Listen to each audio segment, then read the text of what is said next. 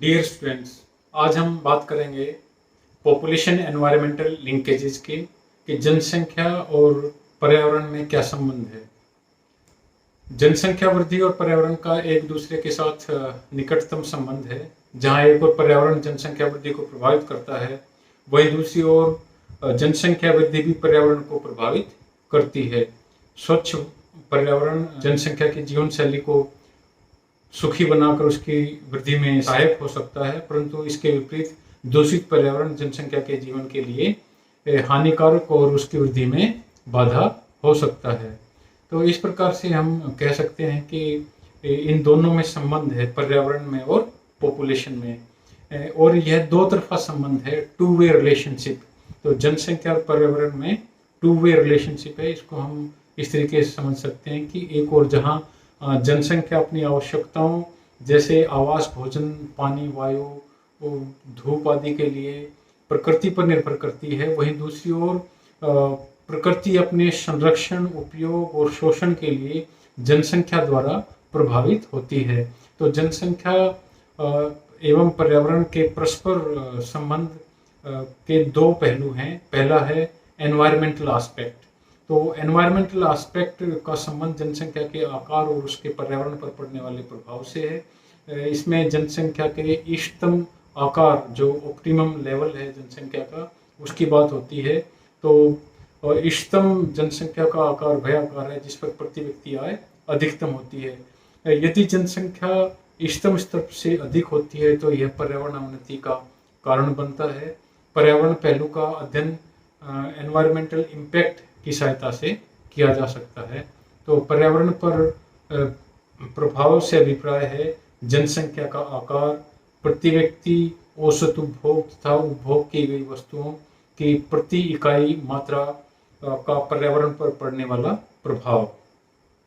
इसको हम इस प्रकार से भी कह सकते हैं कि environmental impact equal to size of population into consumption of goods per person into environmental impact of per unit consumption of resources. और जो दूसरा एस्पेक्ट है वो है हमारा उपभोग एस्पेक्ट, कंजम्पशन एस्पेक्ट। तो उपभोग पहलू का अर्थ है जनसंख्या की प्राकृतिक संसाधनों के उपभोग की सीमा एवं पर्यावरण पर या पर्यावरण का जनसंख्या पर पड़ने वाला प्रभाव। तो इसको हम कुछ तत्व हैं उनकी सहायता से जान सकते हैं, जैसे कुल भूमि क्षेत्र, पृथ्वी पर खाद्यान्न उत्पादन की क्षमता कितनी है, पोटेंशियलिटी कितनी है, जल, ऊर्जा या खनिज पदार्थों की उपलब्धता कितनी है, तकनीकी विकास का स्तर कितना है, बायोलॉजिकल सिस्टम में जनसंख्या द्वारा जो वेस्ट है उसको एब्जॉर्ब करने की एबिलिटी कितनी है। इसी प्रकार से पर्यावरण से संबंधित जो आवश्यक सेवाओं है उनको सस्टेन कितना रखा जा सकता है। तो किसी भी क्षेत्र की प्राकृतिक और प्राकृतिक संसाधनों के उपभोग को और रिसोर्स कंजम्पशन कहा जाता है। इसको हम क्या कह रहे हैं, रिसोर्स कंजम्पशन। किसको कह रहे हैं, किसी भी क्षेत्र के प्राकृतिक संसाधनों के उपयोग को हम कह रहे हैं रिसोर्स कंजम्पशन। और किसी भी क्षेत्र का संसाधन उपभोग जो रिसोर्स कंजम्पशन है, वहाँ की जनसंख्या और प्रति व्यक्ति वस्तुओं के औसत उपभोग पर निर्भर करता है। तो इसको हम किस प्रकार से कह सकते हैं कि resource consumption equal to population into consumption of goods per person.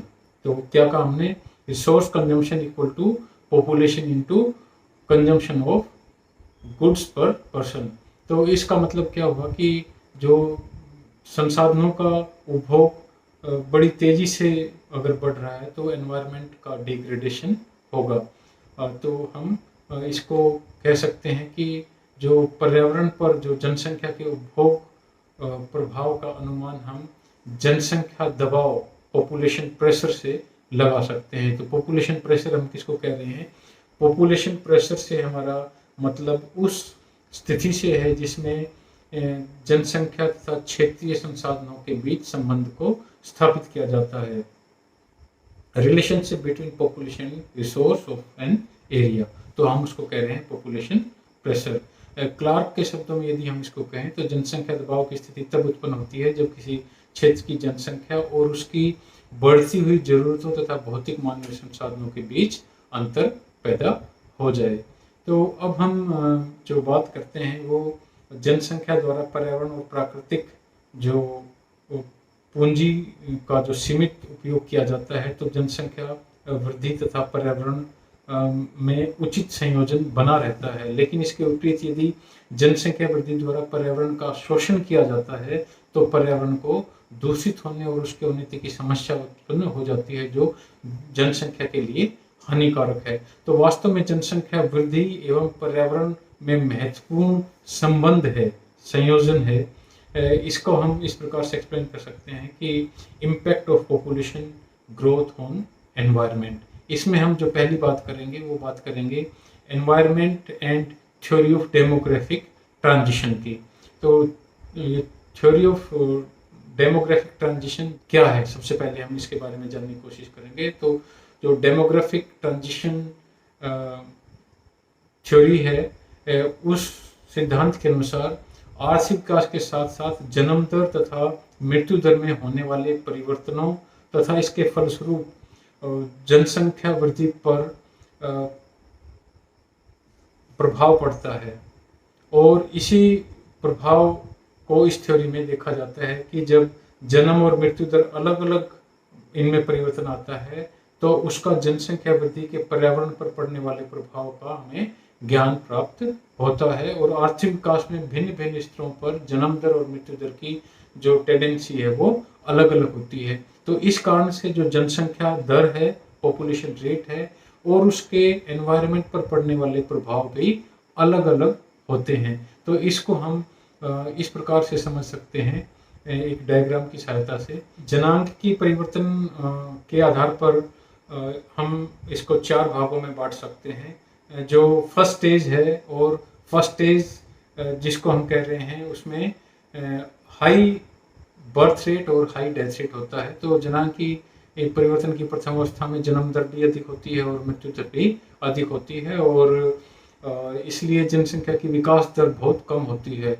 किसके कारण? हाई बर्थ रेट और हाई डेथ रेट होने के कारण। और इस अवस्था में देश आर्थिक विकास के निम्न स्तर पर होता है। लोगों को मुख्य व्यवसाय खेती होता है, खेती पिछड़ी हुई होती है, प्रति व्यक्ति आय काफ़ी कम होती है, लोगों का जीवन स्तर भी नीचा होता है। और जो केमिकल फर्टिलाइज़र है, जो कीटनाशक दवाएं हैं, पेस्टिसाइड्स हैं, उनका भी काफ़ी कम प्रयोग होता है, और औद्योगिक विकास का स्तर भी कम होता है। और ये हम ये कहें कि इन सब के कारण जो औद्योगिक प्रदूषण की संभावना है वो काफ़ी कम होती है, क्योंकि व्हीकल्स भी कम होते हैं। तो इन सब का हम क्या कह सकते हैं कि जनांक की जो परिवर्तन है उसकी प्रथम अवस्था में जनसंख्या वृद्धि का पर्यावरण पर कोई खास प्रभाव नहीं पड़ता। अब हमने क्या कहा? हमने जनांक की प्रथम अवस्था देखा, और प्रथम अवस्था का हमने किस पर प्रभाव देखा?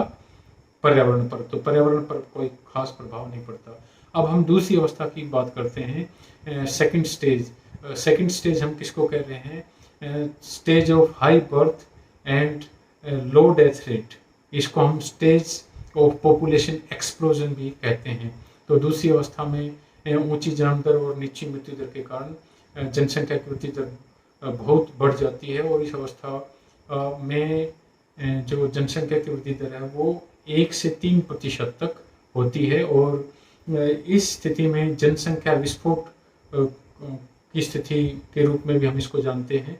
यह एक असंतुलन की स्थिति होती है जो लंबे समय तक कायम नहीं रहती है, और इस अवस्था में आय में वृद्धि होने लगती है, आर्थिक क्रियाओं का विकास होने लगता है, और इसके साथ साथ स्वास्थ्य और सेवाएं और पौष्टिक आहार के कारण मृत्यु दर में कमी आने लगती है। मॉडर्नाइजेशन होने लगता है, व्यापार उद्योग सबका विकास होने लगता है। इसके साथ साथ कृषि प्रदूषण, औद्योगिक प्रदूषण, जो ट्रांसपोर्टेशन पोल्यूशन है वो भी बढ़ने लगता है, और पर्यावरण पर इसका बुरा प्रभाव पड़ता है, उसकी अवनति होती है। तो हम क्या कहते हैं कि जो सेकंड स्टेज है डेमोग्राफिक ट्रांजिशन के, उसमें पर्यावरण पर प्रतिकूल प्रभाव पड़ता है। फिर हम तीसरी अवस्था की बात करते हैं, तीसरी थर्ड स्टेज। थर्ड स्टेज में stage of declining birth rate and low death rate.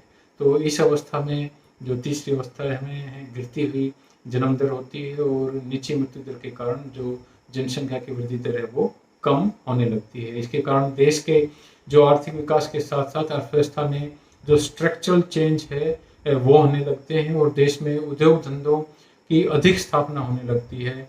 जनसंख्या का अधिकतर भाग शहरों में रहने लगता है और इस अवस्था में औद्योगिक, कृषि और यातायात का विकास प्राकृतिक साधनों का शोषण करते हुए होने लगता है और पर्यावरण की अधिक डिग्रेडेशन होता है एनवायरनमेंट का। तो इस अवस्था में जो तीसरी अवस्था है डेमोग्राफिक ट्रांजिशन की, इसमें जनसंख्या वृद्धि पर पर्यावरण पर प्रतिकूल प्रभाव पड़ता है जनसंख्या वृद्धि का। फिर है फोर्थ स्टेज जिसमें हम कह सकते हैं कि low birth rate and low death rate. तो डेमोग्राफिक ट्रांजिशन की जो चौथी अवस्था है उसमें नीची जन्म दर और नीची मृत्यु दर होने के कारण जनसंख्या की वृद्धि दर नीचे स्तर पर स्थिर हो जाती है। और अगर हम ये कहें कि यह स्थिर जनसंख्या की अवस्था स्टेशनरी पॉपुलेशन स्टेज कहलाती है तो भी सही होगा। तो इस अवस्था में आर्थिक विकास के परिणाम स्वरूप लोगों का जीवन बहुत ऊंचा हो जाता है। शहरीकरण, औद्योगिकरण तथा शिक्षा प्रसार से लोगों के सामूहिक दृष्टिकोण में परिवर्तन आ जाता है।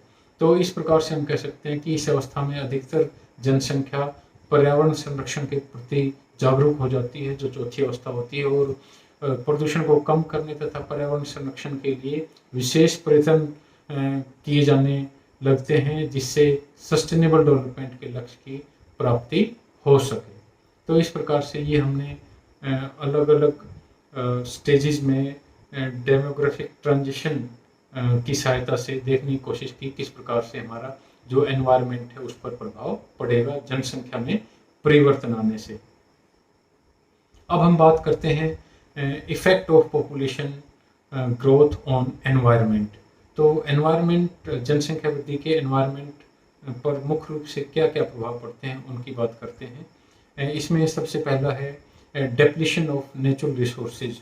तो जो प्राकृतिक संसाधन हैं उनकी समाप्ति की बात करते हैं कि जिस गति से जनसंख्या बढ़ रही है उसी गति से मानवीय क्रियाएं भी बढ़ रही हैं। इसके परिणाम स्वरूप जो पर्यावरण है उस पर दबाव हो जाता है और पर्यावरण बढ़ती जनसंख्या के पोषण में असमर्थ हो जाता है। तो इससे आने वाले समय में खदानों की कमी ही नहीं बल्कि जो डिग्रेडेशन है वो भी हो जाता है। तो इस प्रकार से हम देखें तो बढ़ती हुई जनसंख्या के कारण जो प्राकृतिक संसाधन है वो समाप्ति की ओर होने लगते हैं। ये फॉर एग्जांपल यदि हम विश्व के ऑयल रिजर्व्स की बात करें तो वो एग्जॉस्ट हो जाएंगे यदि इसी तरीके से हम उनको प्रयोग करते रहे तो। फिर है स्ट्रेन ऑन लैंड, भूमि पर दबाव। तो भूमि पर भी दबाव बढ़ता जा रहा है बढ़ती हुई जनसंख्या का, और भूमि एक वह आधारभूत प्राकृतिक साधन है जिसके द्वारा विशाल जनसंख्या का पालन पोषण हो रहा है। तो इस प्रकार से बढ़ती हुई जनसंख्या के कारण हम नए नए शहर बन रहे हैं, ग्रामीण जनसंख्या शहरों की तरफ आ रही है, नई नई बस्तियां बसाई जा रही हैं। तो इस प्रकार से हम जो वनों को है उनको काट रहे हैं, तो हमारी जो भूमि है उस पर बढ़ती हुई जनसंख्या का दबाव बढ़ता जा रहा है। फिर हम कह सकते हैं इंटेंसिव यूज ऑफ लैंड, भूमि का गहन उपयोग और प्रयोग। तो जनसंख्या वृद्धि के कारण हम भूमि का भी बहुत अधिक गहनता से प्रयोग करते जा रहे हैं। इसमें हम बहुत सारा पेस्टिसाइड डालते हुए जा रहे हैं, इसमें हम बहुत सारे केमिकल फर्टिलाइजर्स का प्रयोग कर रहे हैं। तो इससे हमारे लिए बहुत सारी बीमारियां उत्पन्न हो रही हैं और ऐसे कीटाणु पैदा हो रहे हैं जो नई नई बीमारियों को जन्म दे रहे हैं। तो यह सारा हम भूमि के अत्यधिक प्रयोग के कारण ऐसा हो रहा है।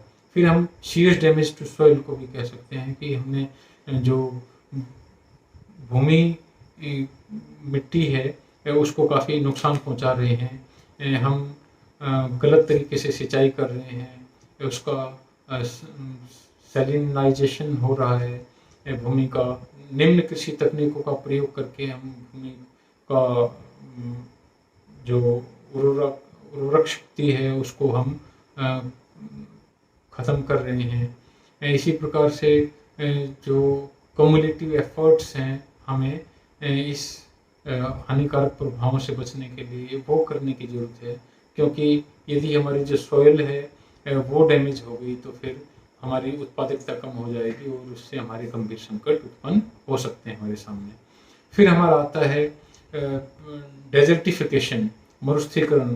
तो बढ़ती जनसंख्या के कारण मरुस्थलीकरण पर्यावरण के निम्नीकरण का एक गंभीर परिणाम है, क्योंकि भूमि कटाव हो रहा है, वाटर लॉगिंग का होने के कारण और इस तरह के होने के कारण जो मरुस्थलीकरण है वो बढ़ता हुआ जा रहा है। घटते प्रतिफल का नियम, लॉ ऑफ डिमिनिशिंग रिटर्न्स लागू हो रहा है। जहाँ पहले कृषि पर घटते प्रतिफल का नियम लागू होता जा रहा है, वहीं अब बढ़ती जनसंख्या के कारण अधिक खाद्यान्न उत्पन्न करने के लिए हमारे पास दो ही मार्ग हैं कि पहला है कि अधिक भूमि को खेती के अंतर्गत लाना और दूसरा उपलब्ध कृषि भूमि पर अधिक सिंचाई करके उनमें ज़्यादा अच्छे बीज उर्वरक और ज़्यादा डाल के कीटनाशकों का अधिक प्रयोग करके उत्पादन बढ़ाना। तो इस प्रकार से यदि हम इसी तरीके से प्रयोग करते रहे तो हमारे जो घटते प्रतिफल है वो हमें मिलना शुरू हो जाएंगे। इसी प्रकार से थ्रेट टू क्लाइमेट सिस्टम, तो हमारे धरती पर बढ़ती जनसंख्या के दबाव के कारण जलवायु तंत्र पर भी विपरीत प्रभाव पड़ रहे हैं, तो उसे भी हमें जानने की जरूरत है। इसी प्रकार से जो थ्रेट टू न्यूट्रिएंट साइकिल्स, जो पोषक चक्र हैं, उनको भी खतरा उत्पन्न हो रहा है कि बढ़ते जनसंख्या दबाव के कारण जो पोषक तत्व हैं उनको खतरा पैदा हो गया है। पोषक चक्र है उससे हमारा क्या अभिप्राय है, जो हमारा इकोसिस्टम है उसमें जो बायोटिक और एबायोटिक हैं उनके बीच जो अंतरक्रिया है उसकी हम बात कर रहे हैं। तो इसी प्रकार से जल चक्र को भी खतरा है, जो हाइड्रोलॉजिकल साइकिल है उसको भी खतरा बढ़ता हुआ जा रहा है कि जिस तरीके से हम पानी को गंदा करते हुए जा रहे हैं।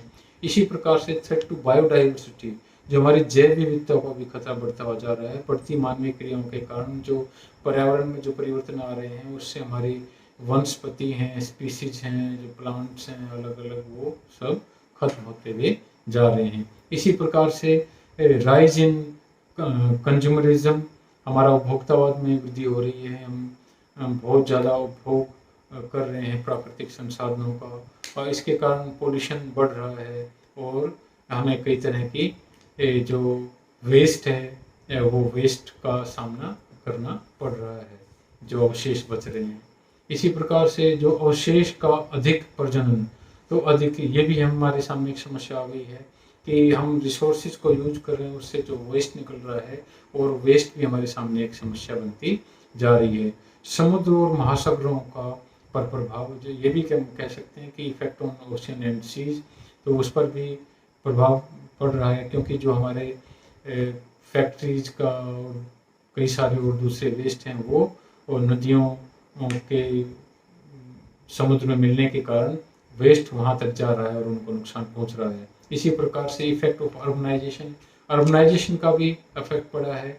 कुल जनसंख्या का लगभग 45% शहरी भागों में रह रहा है और विकसित देशों में कुल जो जनसंख्या है विश्व की, उसका हमने बताया आपको 45% शहरी क्षेत्र में रहता है, जबकि विकसित देशों में 73% और विकसित देशों में 37% लोग शहरों में रहते हैं।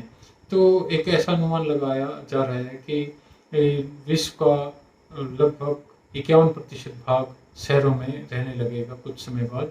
तो इससे हमारे शहरों में बहुत सारी जनसंख्याएं होने से कई तरह की समस्याएं बढ़ जाएंगी। तो उन समस्याओं को हम किस रूप में ले सकते हैं कि भूमि जल का अधिक निकलना होगा, कूड़ा करकट और उसके प्रबंधन की समस्या होगी, इसी तरीके से एयर पोल्यूशन का प्रॉब्लम होगा। इसी प्रकार से जो दूसरे ये बढ़ती जनसंख्या के पर्यावरण पर प्रभाव है वो है सार्वजनिक स्वास्थ्य तंत्र पर प्रभाव।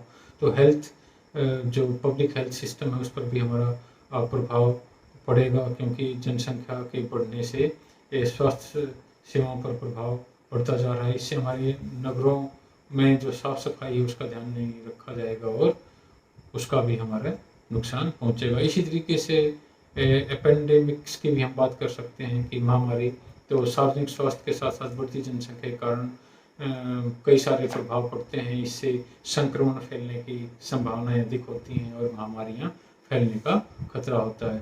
तो इस प्रकार से हम कह सकते हैं कि जनसंख्या वृद्धि के पर्यावरण पर पड़ने वाले प्रभाव और कितने हानिकारक हैं, इनको हम इस रूप में समझ सकते हैं कि इससे हमें काफ़ी हानि पहुंचने की संभावना है अगर इसको हमने अभी नहीं रोका तो। अब हम बात करते हैं कि जनसंख्या वृद्धि पर पर्यावरण का प्रभाव। तो जनसंख्या वृद्धि है तो impact of environment on population growth. तो अब हम बात करते हैं कि पर्यावरण तथा जनसंख्या के जो बीच संबंध है वो एक आसान संबंध नहीं है, वो बहुत ही कॉम्प्लेक्स संबंध है। पर्यावरण जनसंख्या वृद्धि के लिए आवश्यक भी है और विलासिता भी है। तो उचित एवं स्वच्छ पर्यावरण जनसंख्या वृद्धि में सहायक होता है, परंतु दूषित पर्यावरण जनसंख्या वृद्धि में बाधक होता है। तो पर्यावरण के जनसंख्या वृद्धि पर मुख्य रूप से क्या क्या प्रभाव पड़ते हैं इसकी हम बात करते हैं। एक तो क्वालिटी ऑफ लाइफ की बात करते हैं हम कि प्रथम अवस्था में जब जीवन की गुणवत्ता उत्तम नहीं होती उस समय जन्म दर और मृत्यु दर दोनों अधिक होते हैं। तो जनसंख्या की वृद्धि दर कम थी उस समय, परंतु धीरे धीरे जैसे जैसे जनसंख्या पर्यावरण के कारण जन्म दर और मृत्यु दर में अंतर बढ़ता गया तो जनसंख्या की वृद्धि दर भी अधिक होती गई। परंतु जब जनसंख्या पर्यावरण संरक्षण के विषय में अधिक जागरूक हो गई तो जन्म दर कम होने लगी तथा जनसंख्या की वृद्धि दर भी कम होने लगी। तो इस प्रकार से क्वालिटी ऑफ लाइफ की हम बात करते हैं, किस प्रकार से यह इसको प्रभावित करती है। फिर है हैबिटेट, प्राकृतिक आवास। प्रत्येक मनुष्य की स्वाभाविक इच्छा यह है कि ये अन्य जीव जंतुओं और पशु पक्षियों की भांति वह भी प्राकृतिक आवास प्राप्त करे, जो प्राकृतिक रूप से उसको क्लीन एयर मिले, दूसरी चीज़ें हैं उसको हरियाली मिले। लेकिन यह सब हमें कब मिलेगा? क्वालिटी ऑफ लाइफ की जो हमने बात की थी वो तभी मिल सकता है जब प्राकृतिक वातावरण मनुष्य के लिए सबसे अधिक स्वच्छ और उत्तम है। वह कब है? जब मॉडर्न सोसाइटी उसमें हस्तक्षेप ना करे। इसी प्रकार से हम जो बात कर रहे हैं वो पर्यावरण एवं जनसंख्या की निर्धनता की बात कर रहे हैं। Environment and the poverty of people. तो पर्यावरण का जनता की निर्धनता से प्रत्यक्ष संबंध है। पर्यावरण के मुख्य अंग जैसे भूमि, वन, जल का निर्धन लोग अत्यधिक प्रयोग करते हैं और पर्यावरण की अधिक अवनति होती है। जनसंख्या के स्वास्थ्य पर इसका बुरा प्रभाव भी पड़ता है। इसी प्रकार से पर्यावरण पर धारणीय विकास के लिए महत्व, तो इसमें हम सस्टेनेबल डेवलपमेंट की भी बात कर सकते हैं कि भावी पीढ़ियों के लिए किस प्रकार से हम इसको बचा सकते हैं। तो ये सब हमने बात की कि पर्यावरण संरक्षण का भावी जनसंख्या वृद्धि के लिए भी बहुत अधिक महत्व है और जनसंख्या और पर्यावरण इन दोनों के बीच भी संबंध है। तो अब हम बात करेंगे कि जनसंख्या दबाव की समस्या और पर्यावरण पर पड़ने वाले प्रभाव एक समस्या तो है, लेकिन इस समस्या को के समाधान के लिए क्या सुझाव हो सकते हैं, क्या सजेशंस हैं। तो इसमें हम सबसे पहले क्या कह सकते हैं कि न्यूनतम या शून्य जनसंख्या वृद्धि दर की जनसंख्या वृद्धि दर पिछले दशक से काफ़ी तेज़ी से वृद्धि हो रही है और हमें इसको कम करने की ज़रूरत है।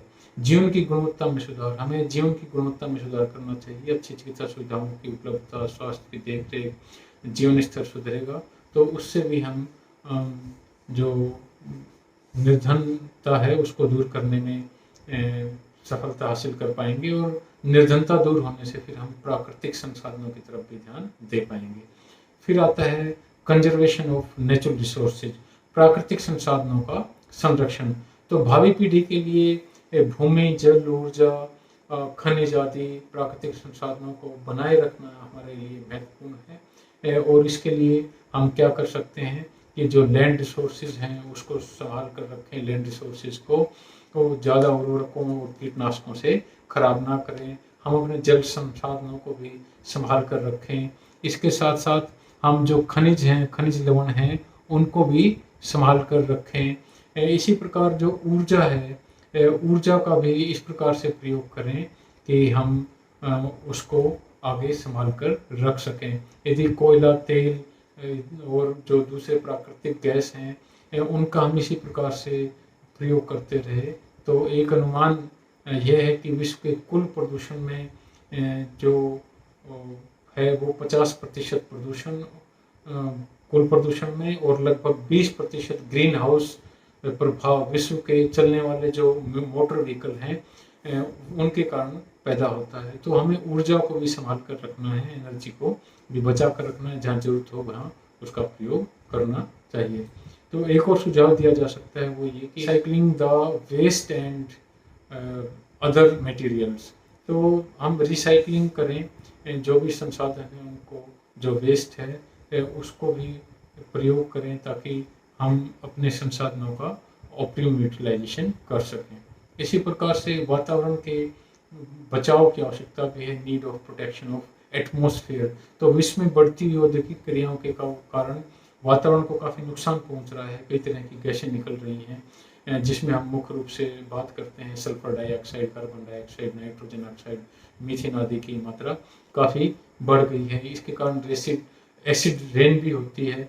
तो इन सब से हमें बचने के लिए ज़रूरत ये है कि जो इंडस्ट्रियलाइजेशन है उसको भी हमें सोचना है कि इतना तेजी से नहीं बढ़ना है, और बढ़ना भी है तो उसको सावधानी के साथ। इसी प्रकार से नीड फॉर इंटरनेशनल कोऑपरेशन, विश्व में वातावरण को साफ सुथरा रखने के लिए ये अंतर्राष्ट्रीय सहयोग का उपलब्ध होना अत्यंत आवश्यक है, और आपस में अंतर्राष्ट्रीय सहयोग से ही इस बात की संभावनाएं ज़्यादा हैं कि हम अपने एनवायरनमेंट को और साफ सुथरा रख सकते हैं। इसी प्रकार से एनवायरमेंटल अवेयरनेस, लोगों को पर्यावरण को स्वच्छ रखने के लिए उनको जागरूक करने की आवश्यक है। वो कूड़ा करकट इधर उधर ना फेंकें, खुले में शौच आदि ना करें। तो एनवायरनमेंट को हम इस प्रकार से अवेयरनेस फैलाकर भी सुरक्षित रख सकते हैं। इसी प्रकार से एप्रोप्रिएट लेजिस्लेटिव मेजर्स भी, जो उचित कानूनी व्यवस्था है उसको भी बनाकर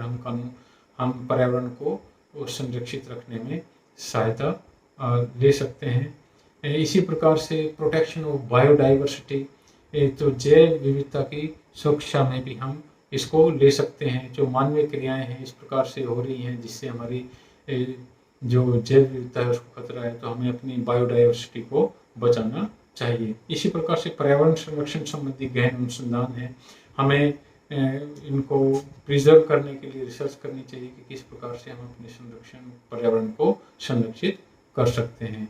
तो इस प्रकार से हम कह सकते हैं कि हम इन उपायों से अपने पर्यावरण को संरक्षित कर सकते हैं, और हम अपने पर्यावरण को खराब कर फिर उसको साफ स्वच्छ करें। इससे अच्छा है कि हम पहले से ही संभल कर अपने पर्यावरण और प्राकृतिक संसाधनों का इस प्रकार से प्रयोग करें कि वो कम से कम दूषित हों।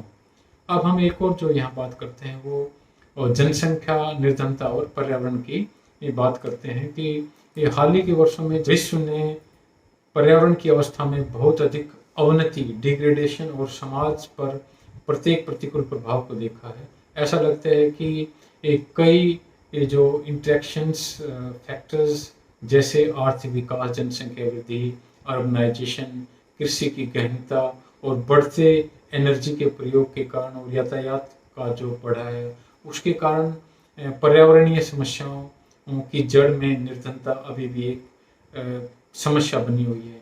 क्योंकि यदि निर्धनता है तो वो पर्यावरण की तरफ जुड़ना उनका काफ़ी मुश्किल हो जाता है। तो इसलिए हमें ज़रूरत इस बात की है कि हम निर्धनता को दूर करें ताकि वो भी डेवलपमेंट की तरफ आए। एनवायरनमेंट को संरक्षण देने की जो निर्धन लोग हैं वो भी कोशिश करें, और वो भी सस्टेनेबल डेवलपमेंट की तरफ सोचें, क्योंकि सस्टेनेबल डेवलपमेंट की तरफ तभी सोचा जा सकता है जब निर्धनता दूर हो। क्योंकि यदि निर्धनता है तो निर्धन व्यक्ति को, निर्धन समाज को डेवलपमेंट और प्रोटेक्शन और ये दूसरी चीज़ें नहीं दिखती हैं। अब हम एक बात करते हैं कि जनसंख्या वृद्धि और पर्यावरणीय उन्नति, पॉपुलेशन ग्रोथ और एनवायरमेंटल डिग्रेडेशन का। तो ये हमें पता ही है कि जनसंख्या वृद्धि का जो एनवायरमेंटल डिग्रेडेशन है उसके लिए जिम्मेदार ठहराया जाता है, क्योंकि यह उपभोग में वृद्धि लाती है और प्राकृतिक संसाधनों के लिए अधिक मांग को बढ़ाती है जनसंख्या वृद्धि। तो इसलिए जनसंख्या वृद्धि और निर्धनता वन, जल, भूमि और रिहायश जैसे प्राकृतिक संसाधनों पर अपना प्रभाव छोड़ती है, और इस विशेष सर्कल द्वारा जो एनवायरनमेंट को प्रभावित किया जाता है एक तरीके से। तो इस प्रकार से हम कह सकते हैं कि जो जनसंख्या वृद्धि है वो एनवायरनमेंट को डिग्रेड कर रही है। इसलिए इसमें जो एक बात आती है वो निर्धनता की है। निर्धनता ही गरीब लोगों को बाध्य करती है कि ईंधन के रूप में, गोबर लकड़ी के रूप में वायु प्रदूषण भी करते हैं। तो इस प्रकार से जो सकारात्मक पहलू है वो यह है कि जनसंख्या वृद्धि दुर्भाग्य और विनाश ला सकती है। इसलिए अल्पविकसित देशों में, क्योंकि इससे नीचे की ओर जो विशियस डाउनवर्ड स्पाइरल पॉवर्टी है उसका क्रम शुरू हो जाता है, जिससे अधिक बच्चे और अधिक निर्धनता, प्राकृतिक संसाधनों की अधिक अवनति होती है। तो उस बारे में सोचने की हमें ज़रूरत है। यदि हम यहाँ भारत की पोजीशन की बात करें तो भारत की स्थिति क्या है, पोजीशन क्या है भारत की, तो हम भारत के लिए भी कह सकते हैं कि भारत के अधिकतर निर्धन वर्ग ग्रामीण क्षेत्रों में रहते हैं और अपनी आजीविका के लिए प्रत्यक्ष रूप से वो प्राकृतिक संसाधनों पर निर्भर करते हैं। जो देश की वर्क फोर्स है 50% भाग अभी भी आजीविका के लिए कृषि, मछली पालन और वनों पर निर्भर करता है, और गैर निर्धन की तुलना में निर्धन की निर्भरता प्राकृतिक संसाधनों पर अधिक है। और भारत में प्रति व्यक्ति कृषि योग्य भूमि की उपलब्धता पिछले कई वर्षों में कम होती जा रही है, क्योंकि ग्रामीण लोगों के लिए कृषि एक मुख्य सहारा है और प्रति व्यक्ति कृषि भूमि निरंतर गिर रही है। तो उनकी क्रय शक्ति घट रही है, इसलिए वे निर्धनता की श्रेणी में आ जाते हैं। इसलिए हमें ध्यान करने की जरूरत ये है कि निर्धनता को दूर करें और अवेयरनेस लेके आएँ ताकि हम अपने पर्यावरण को संरक्षित कर सकें। तो poverty as a result of environmental degradation, यह सही है कि जनसंख्या वृद्धि से निर्धनता के फलस्वरूप जो एनवायरमेंटल डिग्रेडेशन हुई है, परंतु कुछ सीमा तक एनवायरमेंटल डिग्रेडेशन भी निर्धनता के लिए जिम्मेवार है। यह सच है कि अपने निर्वाह के लिए निर्धन वर्ग प्रकृति पर निर्भर है, परंतु ये भी प्राकृतिक प्रकोपों, पर्यावरणीय अवनति और जो इकोलॉजिकल डिजास्टर्स हैं उनका शिकार हुए हैं। परंतु प्रश्न यह है कि ये इस अवस्था के बनाने में क्या वे स्वयं जिम्मेवार हैं, जैसा कि दुष्चक्र समर्थकों का कहना है, जो विशेष सर्कल है। तो इसके लिए हम यह कह सकते हैं कि डिफॉरेस्टेशन और ये सब जो लकड़ियाँ काटी गई हैं, फॉरेस्ट को कम किया गया है, ये उद्योगों के कारण भी हुआ है, गरीबों के कारण भी हुआ है। तो हमें इस ओर ध्यान देने की ज़रूरत है और इसको बचाने की ज़रूरत है। इसके लिए हम पॉलिसी मेजर्स को लाने की ज़रूरत है। हमें इस तरह के नियम कानून बनाने की ज़रूरत है। गवर्नमेंट को एक पॉलिसी इंटरवेंशन किए जाने की ज़रूरत है, जिससे हम प्राकृतिक संसाधनों में सुधार कर सकें, निर्धनता का जो उन्मूलन है वो कर सकें, जो ग्रामीण लोग जो असुरक्षित महसूस करते हैं उनको सुरक्षा मुहैया करा सकें, आय में असमान जो वितरण है उसको कम कर सकें। इस तरह के पॉलिसी मेजर्स लाने की ज़रूरत है। और जब हमारी निर्धनता दूर होगी, शिक्षा का प्रसार होगा, गरीबी दूर होगी, निर्धन वर्ग भी ऊपर की ओर बढ़ेगा, तो हम कह सकते हैं कि हम पर्यावरण को संरक्षित करने में सक्षम होंगे। तो अब कुछ महत्वपूर्ण प्रश्न देखते हैं, लॉन्ग आंसर टाइप क्वेश्चंस हैं, उनके बारे में बात करते हैं। पहले हम तो इसमें ले सकते हैं पहला question, there is two way relationship between population and environment, discuss the statement. इसी प्रकार से जो दूसरा प्रश्न बनता है वो discuss the relationship among population, poverty and environment.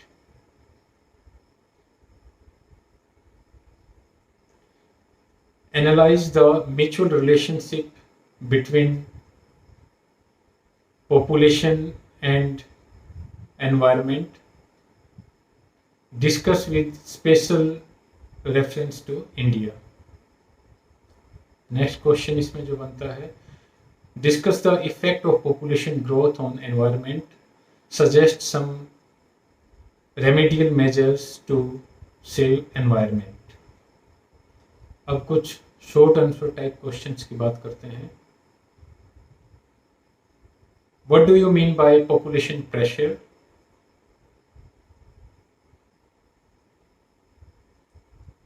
What is resource consumption?